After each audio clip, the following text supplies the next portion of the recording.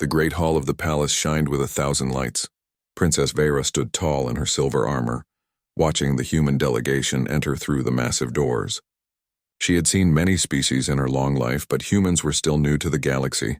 These small creatures had only learned to travel faster than light 30 years ago. To someone like her who had lived for 187 years, they seemed like children playing with fire. The human who would become her husband walked at the center of the group. Captain Jake Morrison. He was shorter than her by almost a foot. His brown hair was cut neat and short. His dark blue uniform looked simple compared to the grand clothes of her people. He moved with calm steps, his hands relaxed at his sides. His face showed no fear, no excitement, just calm patience. Vera felt a wave of disappointment wash over her. This was the human Earth had sent? This quiet, plain man. She had hoped for someone with at least some presence, some strength. But looking at Jake Morrison, she saw only a diplomat. A talker, not a fighter. Her father, the Emperor, had agreed to this marriage to seal the alliance between their people and Earth. The Vortath Empire was growing stronger every day, and they needed allies. Even weak ones. The ceremony began as the sun set outside. The words were spoken in both languages. Promises were made. Vera said her vows with a clear voice, keeping her face proud and strong.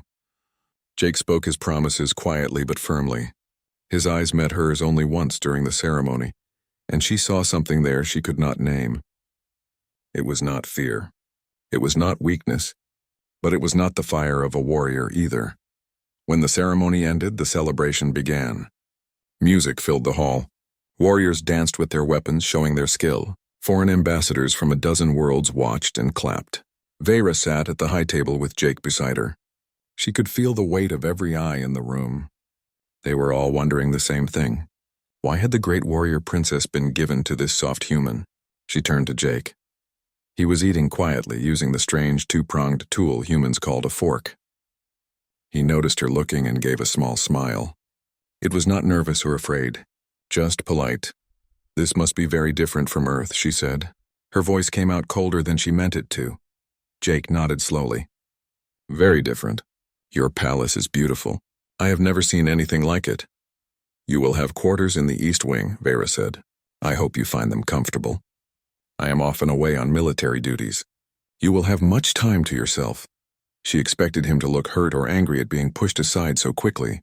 Instead, he just nodded again. "I understand. This marriage is about our peoples, not about us. I will try to stay out of your way and support you however I can." His words surprised her. Most men, even from other species, would have some pride. They would want to prove themselves, to demand respect. But Jake seemed to have no ego at all. Vera did not know if this was wisdom or weakness. She felt a small flicker of something. Not quite respect, but perhaps curiosity. Across the hall, her younger brother Kelix laughed loudly with his warrior friends. He caught her eye and raised his cup in a mocking toast. She knew what he thought. That she had been given the worst prize in the Alliance. A human who could not fight, could not use psychic powers, could not even match her physical strength. She looked away, her jaw tight. The celebration went on for hours. Vera performed the traditional weapon dance, spinning her plasma blade through the air in patterns that glowed blue and white. The crowd cheered. When she finished and returned to the table, Jake was clapping with the others. His face showed real appreciation. "That was amazing," he said. "How long did it take you to learn that?" "I began training when I was 12 years old," Vera said. "All royal children learn the blade. It is our way." She paused, then asked, "Do humans have such traditions?" Jake was quiet for a moment. "We have many traditions. Each culture on Earth has its own way of doing things. Some train with weapons, some train with words, some train with both." "And which did you train in?" Vera asked. "Mostly words," Jake said with a small smile. "I was never much of a fighter." Vera felt her disappointment grow heavier. Not much of a fighter. Of course not. She forced herself to smile and turned her attention back to the celebration. The evening finally ended near midnight. Jake was shown to his new quarters by palace servants. Vera went to her own rooms, her handmaiden Selrix following behind. "What do you think of him, my lady?" Selrix asked as she helped remove Vera's armor. "He seems harmless enough," Vera said. "Polite, quiet, he will not cause trouble at least." "The court is already talking," Selrix said carefully. "They say the human is too soft. that he is not worthy of you. Let them talk, Vera said, though the word stung. This marriage is about the alliance. Nothing more. I have faced worse challenges than an unwanted husband. But that night, as she lay in her bed looking up at the dark ceiling, Vera could not help feeling trapped. She was a warrior. She had led troops into battle. She had defeated enemies in single combat. She had earned her place through blood and steel, and now she was tied to a human who admitted he was not much of a fighter. It felt wrong, unfair. She pushed the thoughts away and tried to sleep. The next morning, Vera had duties to attend to. She spent the day in meetings with military commanders, planning defensive positions along the border with Vortath space.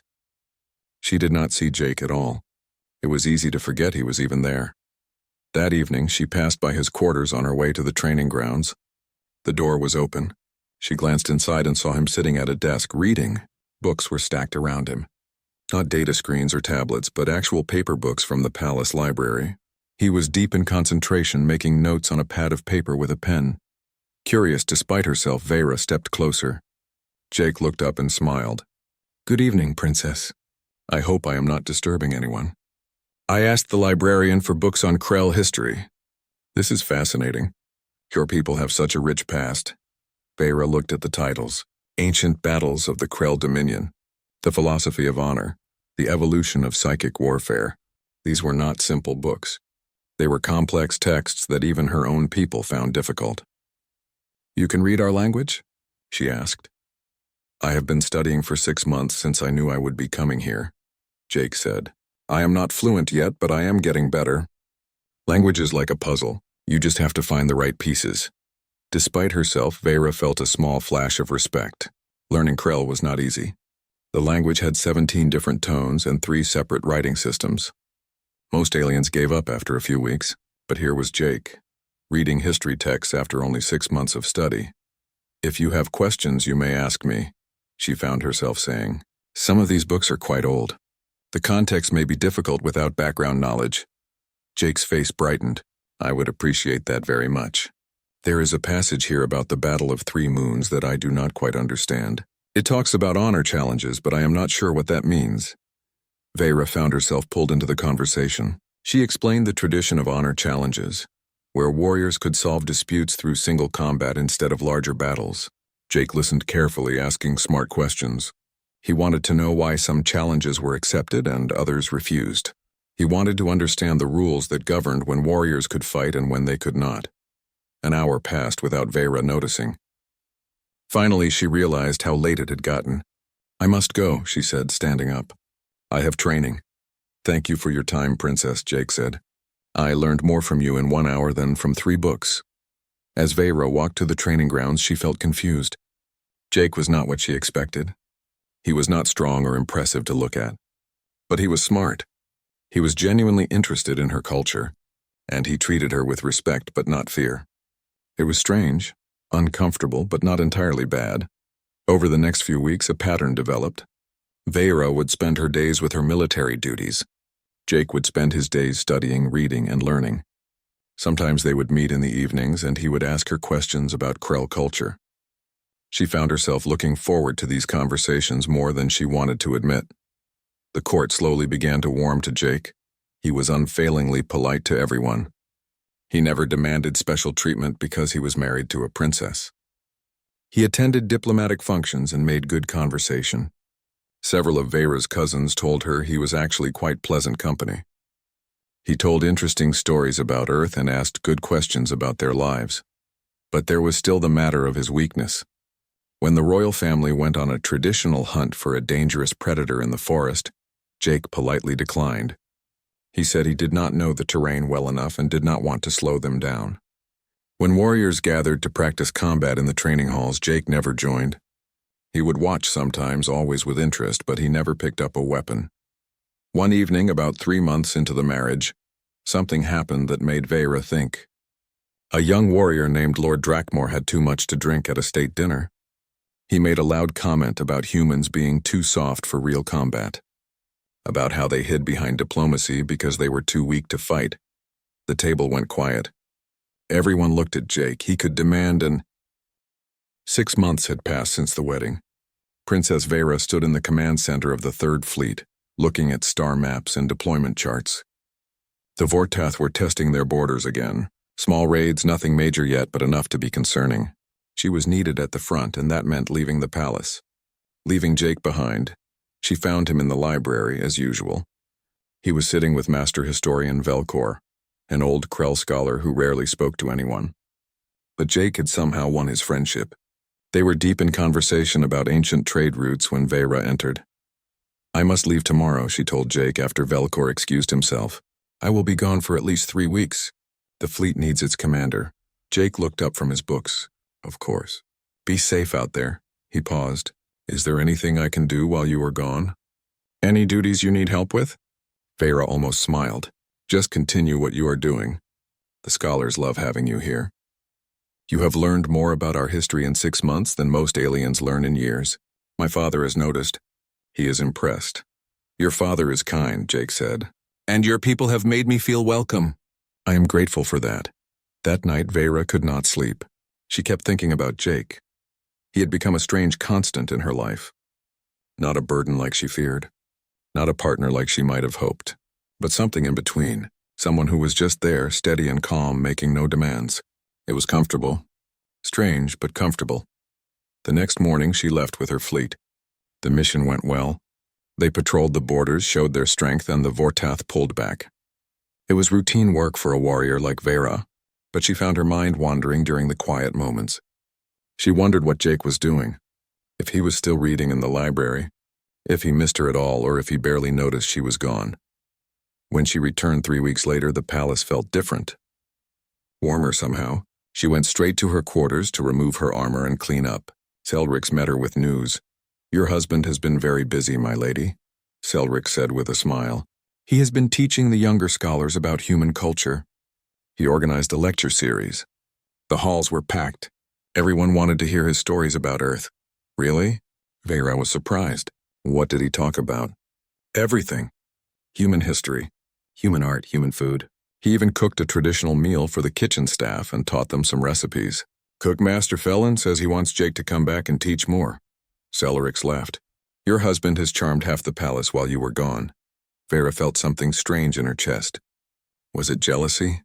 No, that was silly. She was glad people liked Jake, she was. But part of her had expected him to just wait quietly for her return. Instead, he had made himself useful, made himself liked, made himself part of the palace community in a way she had not expected. She found him that evening in the palace gardens. He was sitting on a bench reading by the light of the setting sun.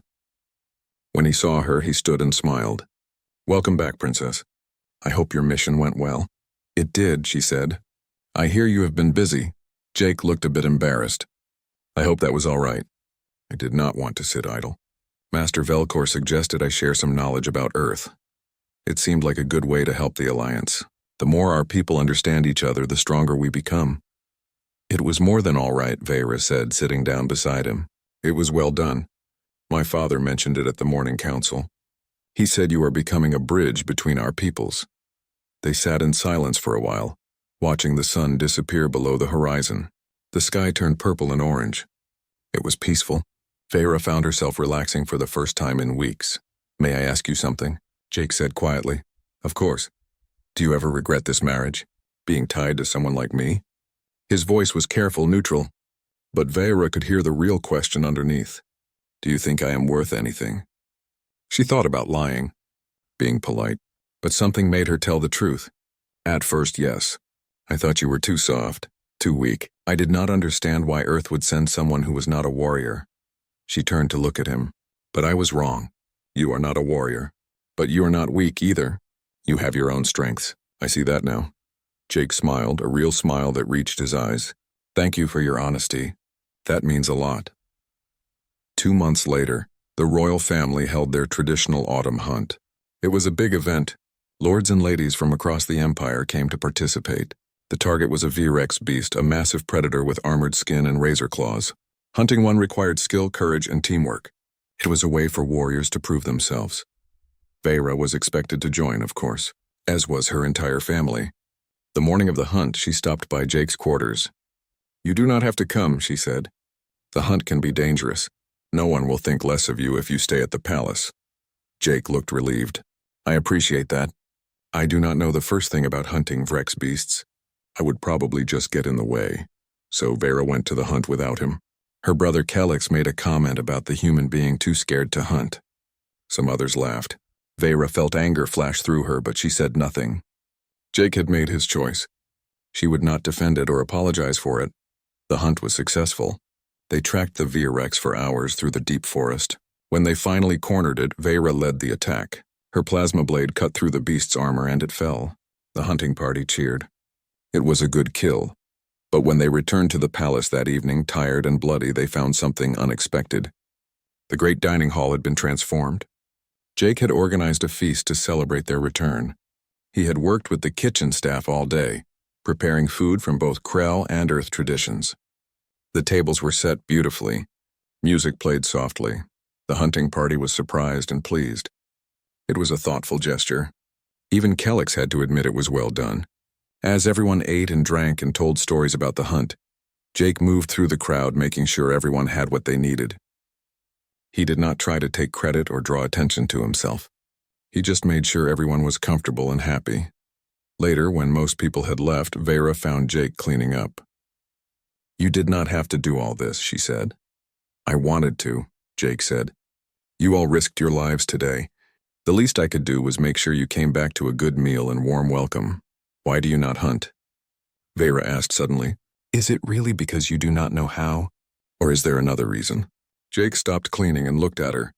For a moment, something flickered in his eyes. Something deep and old. But then it was gone and he just shrugged. I have never been very good at that kind of thing. I prefer books to beasts. Vera felt like he was not telling her everything, but she did not push. Everyone had their secrets. She had hers. Why should Jake not have his? A few weeks after the hunt, there was a state dinner with ambassadors from 6 different species. It was an important event. Political alliances were being discussed. Trade agreements were being negotiated. Vera wore her formal armor, polished to a mirror shine. Jake wore a simple black suit from Earth. They stood together in the receiving line, greeting guests. One of the guests was Lord Drakmor, the young warrior who had insulted humans months ago. He had apologized since then, but there was still tension. During dinner, he had too much wine again. He started talking loudly about warrior culture, about how only those who could fight deserved respect. Some people hide behind words because they cannot hide behind shields, Drakmor said, looking at Jake. They call it diplomacy. I call it cowardice. The table went silent. This was a direct insult. Jake had to respond somehow. Challenge Drakmor. Defend himself. Something. Everyone watched, waiting. Jake took a sip of his water. Then he smiled. Lord Drakmor, you are absolutely right. I would make a terrible warrior. I am slow, weak, and I have no natural weapons like your people do. He gestured at himself. Look at me. I am built for sitting at desks, not fighting battles. That is why I became a diplomat. I know my limits. Some people laughed nervously. Drakmor looked confused. He had expected anger, not agreement. Jake continued, still smiling. But you know what is funny? Wars are not won by individual warriors anymore. They are won by fleets, by strategy, by logistics. The best warrior in the galaxy cannot stop a missile fired from orbit. So maybe, just maybe, we need both. People like you who can fight, and people like me who can think. Together we are stronger than apart. There was a moment of silence. Then Vera's father, the Emperor, nodded slowly. Well said, Captain Morrison. Very well said. The conversation moved on. Drakmor looked like a fool for starting the argument. Jake had won without fighting, without anger, without even raising his voice. Vera watched him with new eyes. This was a skill she did not have. She could win battles with a blade, but Jake could win battles with words, and maybe that was just as valuable. That night, Vera asked Jake about it. They were walking through the palace gardens under the stars. How do you stay so calm when people insult you? She asked. I pick my battles, Jake said simply. Drakmor is not my enemy. He is just young and drunk and trying to prove himself.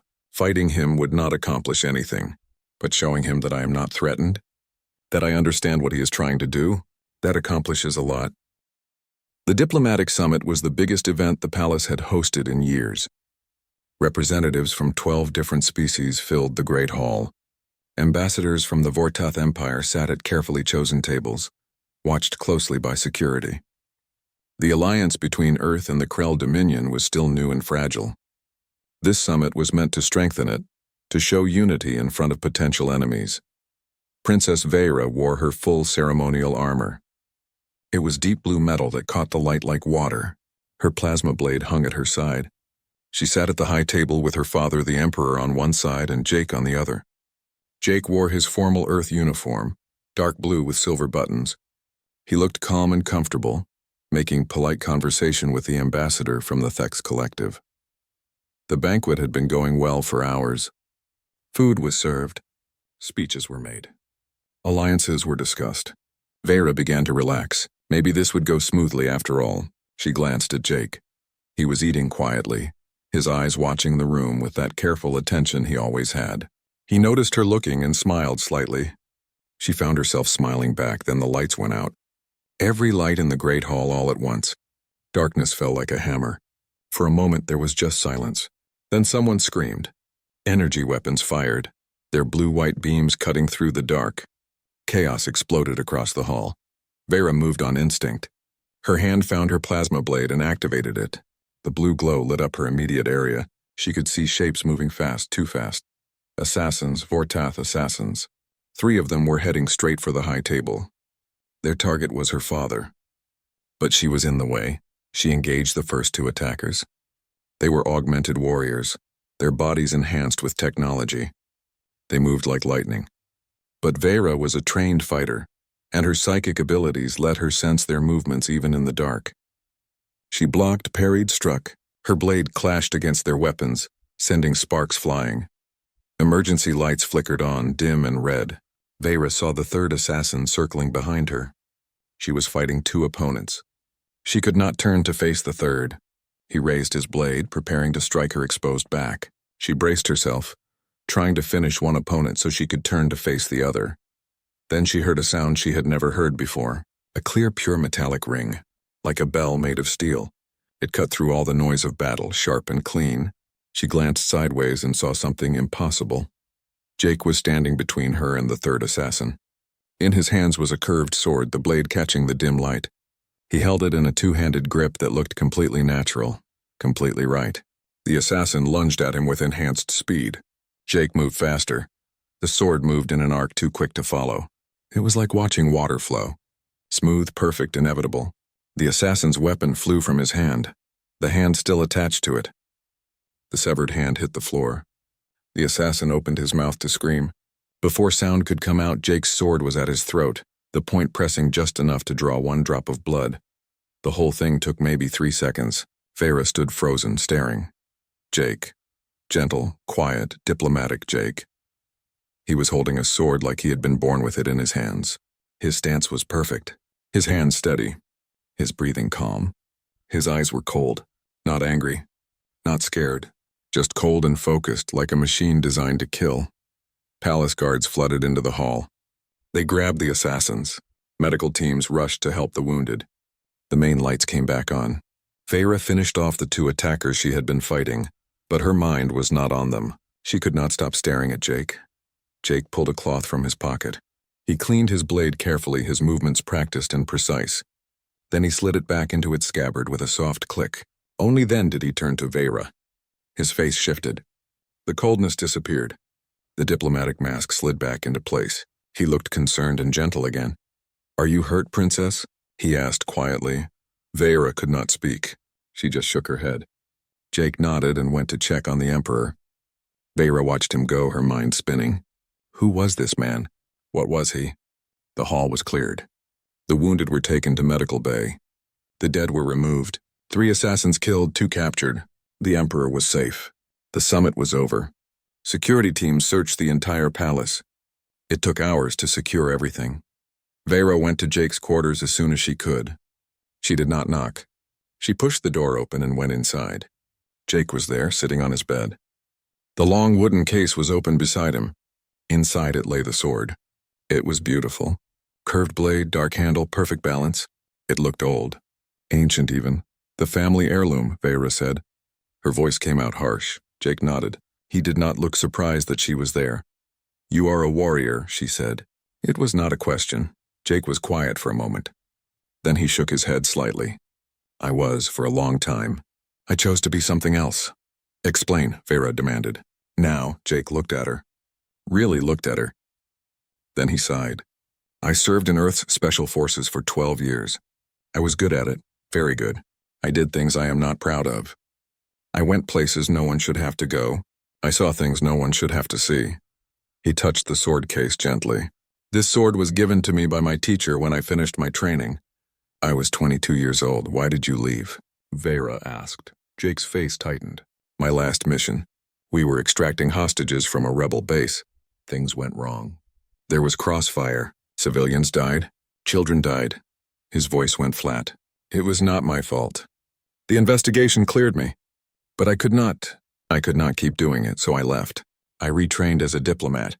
I chose to solve problems with words instead of weapons. But you knew how to kill that assassin, Vera said.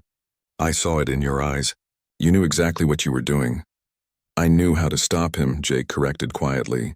There is a difference. I did not kill him. I disarmed him and held him until guards arrived. You could have killed him easily. Yes, Jake admitted, but I chose not to. That is the whole point.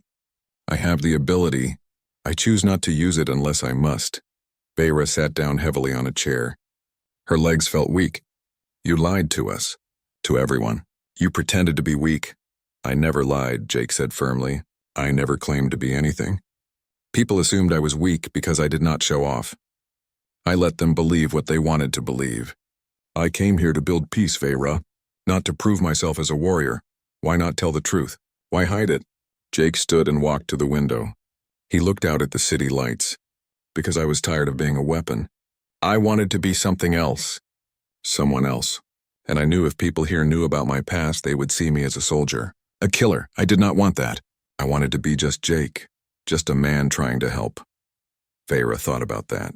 She thought about how Jake had acted these past months. Always polite. Always careful. Never picking fights. Never showing off. She thought about Lord Drakmore's insults and how Jake had laughed them off. She thought about the hunt Jake had declined. She thought about all the times he could have proven himself and chose not to. You really hate violence, do you not? She asked. I do not hate it, Jake said. I understand it. I am very good at it. But I have seen what it costs. I have seen what it does to people. To the ones who do it and the ones it is done to. I choose peace when I can. That does not mean I am weak. It means I am strong enough to choose. Vera stood up. She walked over to Jake and turned him to face her. Show me, she said. Show you what? Show me what you can do. Really do. I want to see. Jake hesitated. Then he nodded. All right. Meet me in the private training room tomorrow morning, early before anyone else is awake. The next morning, Vera went to the training room before the sun rose. Jake was already there. He wore simple black clothes. The sword was in his hands. He bowed to her, a formal gesture from his culture. This is called kata, Jake said, a practice form. It is the foundation of everything I do. He took a breath. Then he began to move. Vera had seen many warriors practice. She had trained with the best fighters in the Empire, but she had never seen anything like this. Jake moved like water, like wind. The sword became part of him. It flowed through the air in patterns that looked almost like dance, but every movement was deadly. Strike, block, turn, cut. Each motion was perfect, precise. Beautiful and terrible at the same time, he moved faster. The sword became a blur. Vera could barely follow it with her eyes. He spun, the blade singing through the air. He struck at invisible enemies with attacks that would have killed instantly. Then he stopped, frozen in place, the sword extended in a perfect line. He held the position for several heartbeats. Then he slowly lowered the blade and bowed again. That is what I can do, Jake said quietly. That is what I chose to walk away from. Vera felt her heart pounding. Not from fear. From something else, excitement, respect, maybe even attraction. In her culture, skill was valued above all else. And Jake had skill. Incredible skill. Skill he had hidden from everyone. Why did you show me? She asked. Because you asked, Jake said. And because you deserve the truth. I am sorry I hid this from you. From everyone. But I needed time. Time to be something other than a soldier. Do you practice every day? Jake nodded. Every night after everyone is asleep. The skills must be maintained. Even if I choose not to use them, I must be ready, just in case. Princess Vera could not sleep. She lay in her bed staring at the ceiling, her mind full of questions. Jake Morrison. Who was he really? She knew the basics now. Former soldier, master swordsman, man who chose peace over war. But there had to be more. People did not just walk away from 12 years of military service without good reason. People did not hide skills like that unless they were running from something. The next morning, she went to her father. The Emperor was in his private study reviewing reports. He looked up when she entered. "Daughter, you look troubled." "I need to access Earth's military records," Vera said. "Specifically Captain Jake Morrison's service history."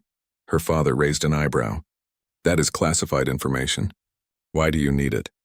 "Because he is my husband and I do not truly know him." "I thought I did. But after last night I realize I know nothing. I need to understand." The Emperor studied her for a long moment. Then he nodded. "Very well. I will request the records from Earth's government. But Vera, be careful. Sometimes the past is hidden for good reasons. Are you sure you want to see this?" "I am sure," Vera said firmly. 3 days later, the records arrived. They came encrypted, marked with the highest security clearance. Vera took them to her private chambers and began to read. What she found shocked her. Jake Morrison had not just been a soldier. He had been one of Earth's elite. Special operations. The kind of soldier they sent when everything else had failed. The kind who went into impossible situations and came out alive. His record was incredible.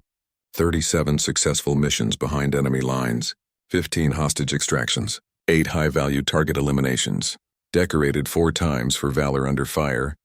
But it was not just the victories that caught her attention. It was what he specialized in: infiltration, assassination, close-quarters combat. Jake had been trained to kill quickly and silently, to move unseen, to strike without warning. He was not just a warrior. He was a hunter, a predator. The files included his martial arts training. He had studied for 15 years, starting at age 13. Not just sword work, but empty-hand combat, knife fighting, and tactical shooting. His instructor's notes called him one of the most naturally gifted students they had ever seen. Fast, precise, absolutely fearless in combat. Then came the last mission, the one that ended his career. Vera read the report carefully. A colonial settlement had been taken by rebels. They were holding 200 civilians hostage, including 60 children. Jake's team was sent in to extract them. The mission was supposed to be surgical, clean. Get in, get the hostages, get out. But the rebels had known they were coming. They set a trap. Jake's team walked into an ambush. Half of them died in the first 30 seconds. Jake took command. He got the hostages out, but the rebels opened fire indiscriminately. Civilians died in the crossfire, 23 people, 7 of them children. The investigation cleared Jake of any wrongdoing. The blame fell on bad intelligence, but Jake requested immediate discharge from service. He walked away from the military, gave up his rank and honors, and enrolled in diplomatic school. He never looked back. Vera sat back, her hands shaking slightly. She understood now. Jake had not been running from his skills. He had been running from what those skills had cost. He had been trying to find a way to help people that did not involve killing. That did not involve watching innocents die. She kept reading. There were psychological evaluations. Jake had been diagnosed with something humans called survivor's guilt. He blamed himself for the deaths, even though he was not responsible. The evaluators noted that he was stable, functional, but deeply traumatized. They recommended he be given time to heal. The final document was a letter of recommendation from his commanding officer. It was short but powerful. Jake Morrison is the finest soldier I have ever served with. His skills are unmatched. His courage is absolute, but more importantly, his heart is good. He cares about the people he protects. He cares too much, perhaps. The weight of command broke him, but it did not make him bitter. If he chooses to serve in another capacity, he will excel. He is the kind of man who makes the world better, no matter what he does. Vera closed the files. She felt like she had been punched in the chest. Jake. Quiet, gentle Jake. He had been carrying this weight for years. He had chosen to come to an alien world and marry a stranger because he wanted to build peace, because he believed he could do more good with words than with weapons. She also learned about human martial arts, specifically the sword style Jake practiced. It was called Kenjutsu, an ancient art from a place on Earth called Japan. Humans had developed blade combat to an incredible level. They were physically weaker than most species, so they compensated with technique, perfect form, absolute precision. A master could cut through anything with the right angle and force. They could read an opponent's body language and predict attacks before they happened. The sword Jake carried was called a katana. It was one of the most difficult weapons to master. It took years of daily practice to even become competent. To become a master like Jake could take decades. The files said Jake had trained every single day since he was 13 years old, never missing, never stopping. Even when he left the military, he kept training. It was part of him, as natural as breathing. Vera spent the whole day reading and thinking. By evening, she understood Jake in a way she never had before. He was not weak. He had never been weak. He was strong enough to walk away from violence, strong enough to choose a different path, and that took more courage than any battle she had ever fought. That night, she found Jake in the gardens again. He was sitting on the same bench where they had talked months ago. The night was warm. Stars filled the sky. He looked up when she approached and smiled. "I know," she said simply. Jake's smile faded. "Know what?" "Everything. Your service record. Your missions. The last one." She sat down beside him. "My father requested your files from Earth. I read them today." Jake was quiet for a long moment. When he spoke, his voice was tight. "I see. And now you know what kind of man you married. A killer?" "No," Vera said firmly. "Now I know what kind of man I married. A protector. Someone who did terrible things because they were necessary. Someone who saved hundreds of lives even though it cost him dearly." Jake looked at her, surprise in his eyes. "You think you are a monster because civilians died on your watch," Vera continued. "But you are not. You saved 200 people that night. You got them out under impossible conditions. The ones who died, that was not your fault. That was the rebels who used them as shields." "I should have found a way," Jake said quietly. "There should have been a way to save everyone." "There is no perfect mission," Vera said. "I have led soldiers into battle. I have made choices that got people killed. Good people, people who trusted me. That is what command means. You make the best choice you can and you live with the consequences." Jake shook his head. "You do not understand. I saw their faces. The children. They looked at me like I could save them. And I could not." "You saved most of them," Vera said. "Focus on that, not on the ones you could not save." "I try," Jake said, "but it is hard." They sat in silence for a while. Then Vera asked, "Why did you agree to this marriage? Why come here?" Jake thought about it. "Because I wanted to do something good, something that mattered. Building this alliance between our peoples that could save millions of lives, not through violence, but through cooperation. I wanted to be part of that. I wanted to prove to myself that I could help people without killing." "And have you?" Vera asked softly. Jake smiled slightly. "I think so. Our peoples are closer now than they were 6 months ago. The alliance is stronger, and maybe I have made a friend or two along the way." He looked at her, maybe even a wife who does not completely hate me. Vera felt warmth spread through her chest. "I do not hate you, Jake. I think I am starting to do the opposite." Jake's eyes widened. "Really?" "Really," Vera said. "You are not what I expected. You are better, stronger. Not in the way I thought strength looked, but in the way that actually matters. You choose peace, but you can deliver war. You are gentle, but you are deadly. You are everything I did not know I needed." Jake reached out slowly and took her hand. His hand was smaller than hers, but it was strong. Calloused from sword practice. Warm. "I am starting to think this marriage might be the best thing that ever happened to me," he said quietly. Vera squeezed his hand. "I thought you were harmless when you arrived. I thought you were just a soft human who could not fight. I was so wrong. I wanted you to think that," Jake admitted. "It was easier that way. No expectations. No pressure to prove myself. I could just be Jake." "You can still be just Jake," Vera said. "But now I know who Jake really is. And I like him." They sat together under the stars, hands linked, both of them thinking about how much had changed. A political marriage had become something real. Something true. Two people from different worlds had found common ground. Not through their similarities, but through their differences. Vera was learning that strength could be quiet. Jake was learning that vulnerability could be strong. Over the next few weeks, their relationship deepened. They spent more time together. They talked about everything. Their pasts, their fears. The message arrived in the middle of the night. Emergency priority. The Vortath Empire had declared war. Their fleets were massing at the border. Intelligence suggested they would attack within days. The fragile peace was over. Princess Vera woke to find palace guards at her door.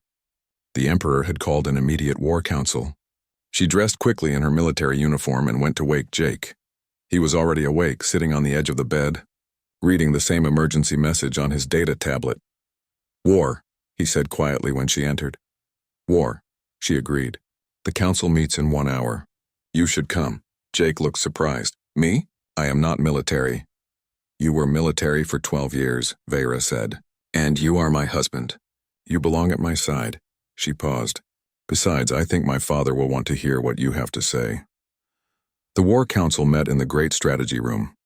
Maps of the border systems filled the walls. Fleet positions glowed in blue light. The Emperor sat at the head of the table, surrounded by his top military commanders. Vera took her seat. Jake sat beside her, the only human in the room. Several commanders looked at him with curiosity, but no one questioned his presence. The Emperor spoke first. The Vortath have finally shown their true colors. They want war, so we will give them war, but we will win it. He looked around the table. Commander Velthar, what is our current fleet status? Velthar stood. He was an old warrior, scarred and fierce. We have 20 battle fleets ready for deployment. The Vortath have approximately 30. They outnumber us, but our ships are better trained. Our warriors are superior. In direct combat, we can win. Direct combat, the Emperor repeated. That is our way. We meet them head-on. We show them our strength. We crush them. He looked at his daughter. Vera, you will command the Third Fleet. Your mission is to guard the Tarsus supply route. It is vital to our war effort. If we lose it, we lose the war. I will not fail, Father, Vera said. The other commanders began discussing deployment strategies. All of them followed the same pattern. Put fleets at key positions. Wait for the Vortath to attack. Meet them in battle. Defeat them through superior skill and courage. It was traditional Krell strategy. It had won wars for thousands of years. Jake listened quietly, his face neutral. But Vera could see his mind working. She knew that look. He was thinking, analyzing, seeing something the others were missing. Finally, the Emperor turned to Jake. Captain Morrison, you have been very quiet. Do you have thoughts to share? Every eye in the room turned to Jake. He hesitated for a moment. Then he stood. Your Majesty, may I speak freely? Please do. Jake walked to the tactical display. He studied it for a moment, then turned to face the council. The strategy you have outlined is strong, direct, honorable. It plays to your strengths. But that is exactly what the Vortath expect. They know how Krell fight. They have been preparing for this for years. They will be ready for your direct approach. Commander Velthar frowned. What are you suggesting? That we are predictable? I am suggesting that tradition, while honorable, can become a weakness if your enemy knows how to exploit it, Jake said carefully. The Vortath are counting on you to meet them in direct fleet battles. They have positioned their forces to counter that strategy. Then what would you do? The Emperor asked. Jake touched the display, pulling up different systems. On Earth, when we face a superior enemy, we do not meet them where they are strong. We hit them where they are weak. We use deception, misdirection. We make them think we are doing one thing while we do another. He highlighted several systems on the map. The Vortath supply lines are stretched thin here, here, and here. They expect you to defend your territory, instead attack theirs. Send small, fast raiding parties to disrupt their logistics, destroy their supply depots, cut their communication lines, make them spread their forces thin trying to defend everything. While they are confused and overextended, Jake continued, you concentrate your main battle fleets at 1 or 2 key points, not where they expect but where they are weakest. You hit hard, win quickly, and pull back before they can respond. You make them chase you, tire them out, frustrate them. Then when they are exhausted and demoralized, you deliver the final blow. The room was silent. Several commanders looked uncomfortable. Commander Velthar shook his head. This is not how warriors fight. This is sneaking, hiding. Where is the honor in that? The honor is in winning with minimal casualties, Jake said firmly. The honor is in protecting your people. Direct combat may be glorious, but it costs lives. Your lives. The Vortath outnumber you. In a straight fight, even if you win, you will lose many warriors. Is that honorable? Or is it wasteful? Commander Velthar stood angrily. You dare question our traditions? You, a human who has been here less than a year? I question nothing, Jake said calmly. I merely offer an alternative. You asked for my thoughts. These are my thoughts. You are free to ignore them. The Emperor held up his hand. Peace, Velthar. He looked at Jake. Your strategy is unlike anything we have done before. It goes against our warrior culture, but I see wisdom in it. Wars are not won by honor alone. They are won by intelligence. Veyra stood. All eyes turned to her. She had been quiet, listening, thinking. Now she spoke. My father is right. Captain Morrison's plan has merit, but it does not have to replace our traditions. It can work with them. She walked to the display. We use Captain Morrison's strategy initially. We raid, we disrupt. We confuse the enemy. We make them think we are weak, that we are afraid to fight. Then when they are scattered and frustrated, we hit them with everything we have. A massive direct assault on their main fleet.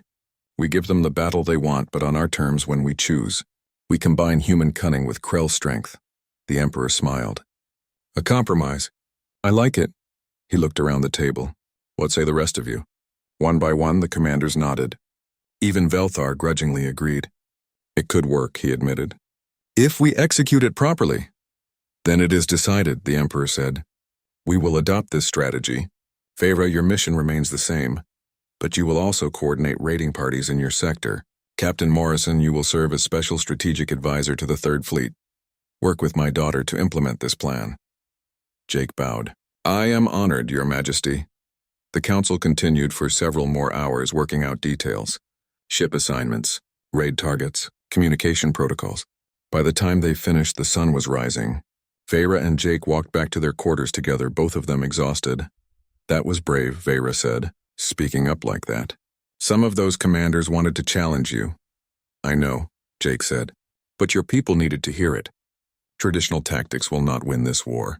The Vortath are too prepared. You need something unexpected. You were a commander, were you not? Veyra asked. In your military service, you led men into battle? Jake nodded. For the last 4 years of my service, yes. I commanded a special operations unit. 50 soldiers, the best Earth had. And you won? Most of the time, Jake said quietly. Not always. No one wins always. They reached their quarters. Veyra turned to Jake. We leave for the front in 2 days. Will you be ready? Will you? Jake countered. Veyra smiled. I was born ready. I am a warrior. So am I, Jake said softly. I just forgot for a while. The next 2 days were a blur of preparation. Fleets were mobilized. Ships were loaded with supplies. Warriors said goodbye to their families. Veyra spent hours reviewing tactical data and coordinating with other fleet commanders. Jake worked alongside her, offering suggestions, helping to plan the raids. On the last night before deployment, they stood together in the gardens one final time. The air was cool. The stars were bright. Everything felt fragile, like glass about to shatter. I am afraid, Veyra admitted quietly. It was hard to say. Warriors were not supposed to feel fear. But she trusted Jake. She could be honest with him. Good, Jake said. Fear keeps you alive. It makes you careful. The warriors who are not afraid are the ones who die first. You are not afraid? I'm terrified, Jake said. But not for myself, for you. If something happens to you... He trailed off, unable to finish the thought. Veyra took his hand. I will be fine. I am strong. I am skilled. And now I have something to fight for, something worth coming home to. Jake squeezed her hand. Promise me you will be careful. No unnecessary risks. No showing off, I promise, Veyra said. If you promise the same... Deal, Jake said. They kissed under the stars, neither of them wanting to let go. But eventually they had to. War was coming, and they would face it together. Not as a princess and her diplomatic husband, but as partners, as warriors, as two people who had found something precious in each other and would fight with everything they had to protect it. The next morning, they boarded the flagship of the Third Fleet. The ship was massive, bristling with weapons. Thousands of warriors filled its corridors. Veyra took command on the bridge, her voice strong and clear as she gave orders. Jake stood beside her at the tactical station, monitoring data feeds and coordinating with other ships. As the fleet departed from Zeralia Prime, heading toward the front lines, Vera looked at Jake. He was focused on his work, his face calm. But she could see the warrior in him now, the steel beneath the silk, and she felt.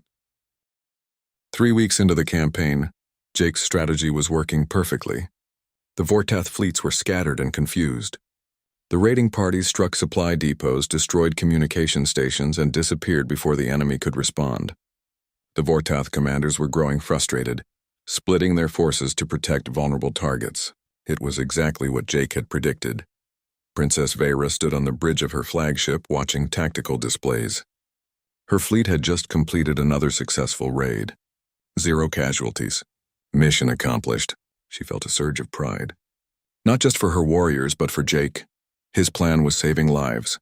Krell lives. That mattered more than any sense of traditional honor. Jake worked at the tactical station beside her. He had become part of the bridge crew, his quiet competence earning respect from even the most traditional warriors. They had learned to trust his instincts. When Jake said to retreat, they retreated. When he said to strike, they struck. It was a strange kind of command, but it worked. Then the emergency message came through. Intelligence had intercepted Vortath communications. The enemy was planning a desperate gambit. They would throw everything they had at the Tarsus Void Gate, the massive space station that controlled the primary transit route between Krell and Vortath territory. If the Vortath captured it, they could cut off Krell supply lines and potentially turn the war around despite their losses. Vera read the report with growing alarm. The Vortath were sending 15 battle groups, everything they had left. Her fleet was the only force close enough to intercept, but they were outnumbered 3-1. Conventional tactics suggested falling back and waiting for reinforcements, but reinforcements would take 4 days to arrive. By then the gate would be lost. She looked at Jake. He was studying the same data, his face thoughtful. "What do you think?" she asked. "I think if we wait, we lose," Jake said bluntly. "The gate is too important. We have to attack immediately. We are outnumbered 3-1. I know, but we have surprise. They think we are scattered, still running raids. They do not expect us to consolidate and hit them head on. We can use that." Jake pulled up a tactical simulation. "We come in fast and hard. We hit their command ships first, disrupt their coordination. We use the gate's defenses against them once we get inside. It is risky, but it can work." Vera made her decision. She was a warrior. Warriors did not run from a fight. All ships battle formation. We attack the Void Gate, full speed. Prepare for heavy combat. The bridge erupted into activity. The Third Fleet turned and accelerated toward the gate. The battle would be brutal, but it was necessary. Some fights could not be avoided. Some risks had to be taken. This was one of those times. They arrived at the Void Gate 6 hours later. The Vortath fleet was already there, exchanging fire with the gate's automated defenses. When they saw the Krell fleet approaching, they turned to engage. The space battle began. Vera led from the front, as Krell commanders always did. Her flagship drove straight into the enemy formation, weapons firing. Energy beams and missiles crossed the void. Ships exploded in brilliant flashes. The bridge shook with each impact. Damage reports flooded in, but they kept pushing forward. Jake coordinated the overall strategy from the operations center. He directed ships with precision, creating openings that Vera's warriors exploited. He saw patterns in the chaos, predicted enemy movements, adjusted tactics on the fly. It was like watching a master chess player, except the pieces were ships and the stakes were lives. For an hour, they held their own. But the Vortath adapted. They recognized that the Krell flagship was the command center. If they took it out, the Krell formation would break. They concentrated fire on Vera's ship. Missiles slammed into the shields. Energy beams burned through armor. The flagship shuddered and groaned. Systems failed. Fire broke out on multiple decks. The chief engineer reported critical damage. "They were losing. We need to evacuate," the first officer said. "The ship is dying." Vera made a quick decision. "Prepare assault shuttles. We board the gate directly. We activate its defense systems from inside. If we can turn those orbital cannons on the Vortath fleet, we can still win this." "That is suicide," the first officer protested. "The gate is already partially occupied by Vortath shock troops. Then we fight them deck by deck, Vera said. I need 20 volunteers. Every warrior on the bridge stepped forward. She chose the best fighters. As they prepared to leave, Jake appeared. He wore combat armor now, borrowed from the armory. His sword was at his side. You are not going, Vera said flatly. Yes, I am, Jake said calmly. You need every skilled fighter you can get. And I am very skilled. Jake, no. It is too dangerous. Everything is dangerous, Jake said. But you are going, and I will not let you go without me. We are partners, remember? We face things together. Vera wanted to argue, but there was no time. And deep down, she knew he was right. She nodded. Stay close to me. Do not do anything stupid. Same to you, Jake said with a slight smile. They boarded assault shuttles and launched from the dying flagship. The small craft dodged through the battle, weaving between explosions and weapons fire. 2 shuttles were destroyed before they reached the gate, but the rest made it. They docked at an auxiliary port and breached the hull. The interior of the gate was a war zone. Vortath shock troops had already boarded and were fighting the skeleton crew. Bodies littered the corridors. Emergency lights flickered red. Smoke filled the air. Veyra's team advanced, fighting deck by deck. Veyra led from the front, her plasma blade cutting through enemies. Her warriors fought with fierce determination. And Jake moved like death itself. His sword sang through the air faster than the eye could follow. He deflected energy blasts with the flat of his blade. He struck at gaps in armor with surgical precision. Vortath soldiers fell before him like wheat before a scythe. The Krell warriors, who had respected Jake's mind, now witnessed his physical skills. They had heard stories after the assassination attempt, but seeing him fight in sustained combat was different. He moved with perfect economy of motion. No wasted movement, no hesitation, just pure deadly efficiency. He was not just a warrior. He was an artist, and his art was combat. They fought for what felt like hours, though it was probably only 30 minutes. Slowly, they pushed toward the command center. The Vortath realized what was happening and reinforced their positions. The fighting grew more intense, more brutal. Veyra's team took casualties. Good warriors fell, but the survivors kept moving forward. Finally, they reached the command center. The massive door was sealed. Jake worked on the control panel while the others held off waves of Vortath soldiers. His fingers flew across the interface, bypassing security protocols. The door hissed open. They rushed inside, but it was a trap. Commander Shaxakor was waiting for them. He was the Vortath war leader who had orchestrated the assassination attempt months ago. He was massive, over 7 feet tall, his body augmented with combat implants. His weapon shifted forms as he moved, changing from sword to whip to spear. He wanted revenge, and his target was Veyra. Princess, he growled. I have waited for this moment. Your head will be my trophy. Veyra engaged him immediately. They clashed in the center of the command center, her plasma blade against his shifting weapon. It was an even match. He was stronger, augmented beyond natural limits, but she was faster, more skilled. They traded blows that would have killed lesser beings. The sound of their weapons echoed through the room. Jake and the other warriors held the door, fighting off reinforcements.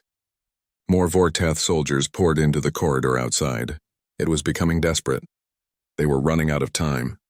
The command center had to be secured or the mission would fail. Then Shaxakor fainted. It was a clever move designed to draw Veyra in. His weapon shifted to whip form and wrapped around her sword arm, yanking her off balance. She stumbled. He raised his weapon, changing it back to blade form. The killing blow was coming. She tried to recover, but she was too slow. Jake saw it happen. Time seemed to slow. His wife was about to die. The woman he loved was about to be killed in front of him. Something inside him broke. Or maybe it was something that had been waiting for this moment. All the restraint, all the careful control, all the deliberate choice of peace over violence, it all fell away in an instant. He moved. His sword left its sheath with that clear, pure ring.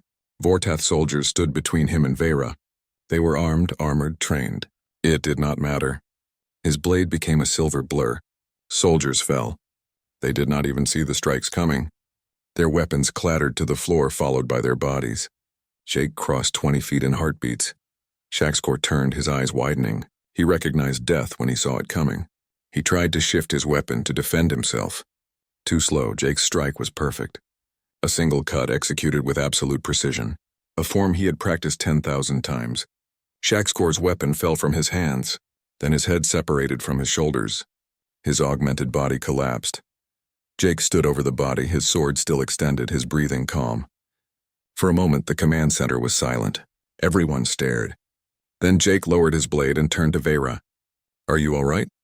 Vera could only nod. She was alive. Jake had saved her, again, but this